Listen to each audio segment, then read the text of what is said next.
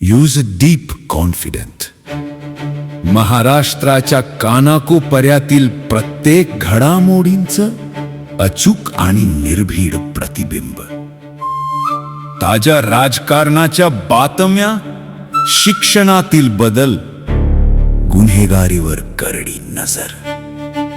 सत्य, वेग आणि विश्वास यांचा संगम म्हणजे अजिंक्य महाराष्ट्र न्यूज.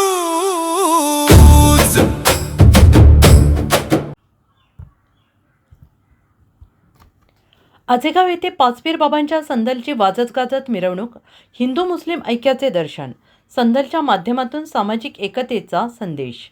सेनगाव तालुक्यातील आजेगाव या ठिकाणी दिनांक 16 एप्रिल रोजी पाचपीर बाबा यांचा घोडीवरून भव्य संदल काढून गावांमधून वाजत गाजत मिरवणूक काढण्यात आली आहे.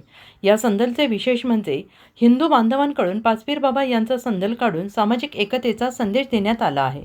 या संदलमध्ये महिला पुरुष मोठ्या संख्येनं सहभागी झाले होते. तसेच या प्रसंगी गोरेगाव पोलीस स्टेशनचे पोलीस उपनिरीक्षक शेषराव राठोड यांनी देखील भेट दिली. गावामधून वाजत गाजत शांततामय वातावरणामध्ये घोडीवरून संदल काढण्यात आला.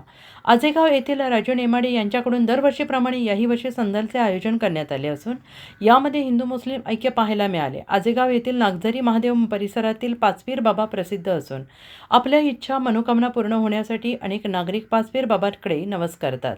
इच्छा पूर्ण झाल्यावर नवस पूर्ण करतात. तसेच पाचपीर बाबा हा नवसाला पावतो अशी आख्यायिका आहे.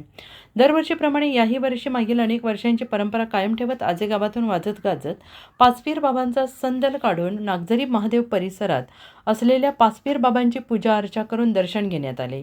या संदल मिरवणुकीमध्ये आजेगावातील कैलास अंभोरे, रमेश कराळे, गणेश कराळे, राजू गोरे, केशव बांगर, शंकर भैराणी यांच्यासह गावकऱ्यांचे सहकार्य लाभले.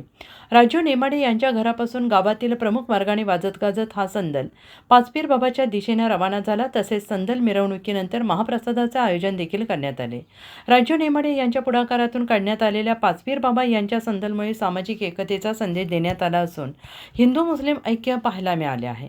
अजिंक्य महाराष्ट्र न्यूजसोबत सिकंदर पठाण, सेनगाव, हिंगोली.